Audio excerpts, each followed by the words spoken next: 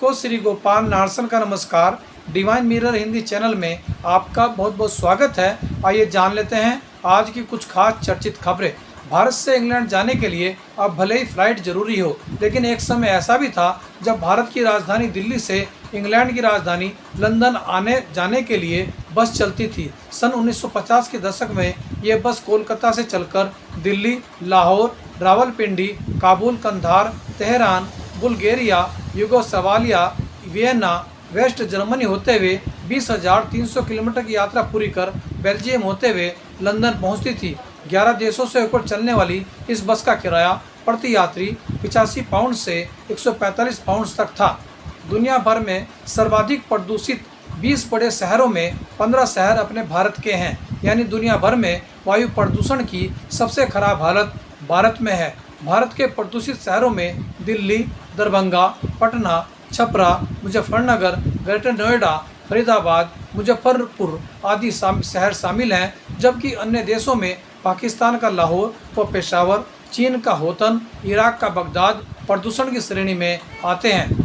उत्तराखंड में गंगोत्री धाम की यात्रा निकट भविष्य में रेल से की जा सकेगी। वहीं केदारनाथ व यमुनोत्री में जल्दी ही यात्रियों के लिए रोपवे सुविधा उपलब्ध कराई जाएगी। यह ऐलान करते हुए मुख्यमंत्री पुष्कर सिंह धामी ने राज्य में धर्मांतरण रोकने के लिए 10 साल की सजा का प्रावधान करने का हवाला दिया।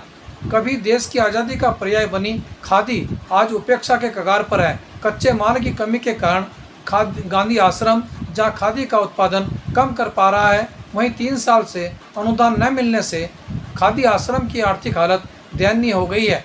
कोरोना काल में 800 बुनकरों द्वारा काम छोड़ देने के बाद नए बुनकर इस व्यवसाय में नहीं आ पा रहे हैं। इन बुनकरों को आज भी मात्र 150 रुपये प्रतिदिन की मजदूरी मिल पा रही है।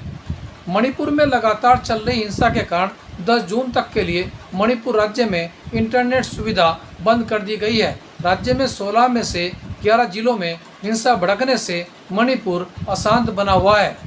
छत्तीसगढ़ में मुख्यमंत्री भूपेश पटेल द्वारा प्रोजेरिया की बीमारी से ग्रसित शैलेंद्र धुरु को एक दिन का जिलाधिकारी बनाया गया था। उन्हीं शैलेंद्र धुरु का बीमारी से जूझते हुए आज निधन हो गया है।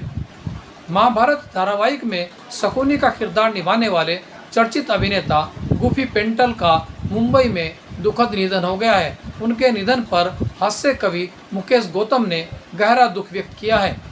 चर्चित कथावाचक किशोरी कहती है, हमें अपनी इच्छाओं को अपने तक सीमित रखना चाहिए और दूसरे को क्या मिल रहा है पर ध्यान न दिया जाना चाहिए। देखिए उन्हीं का यह प्रेरक वीडियो।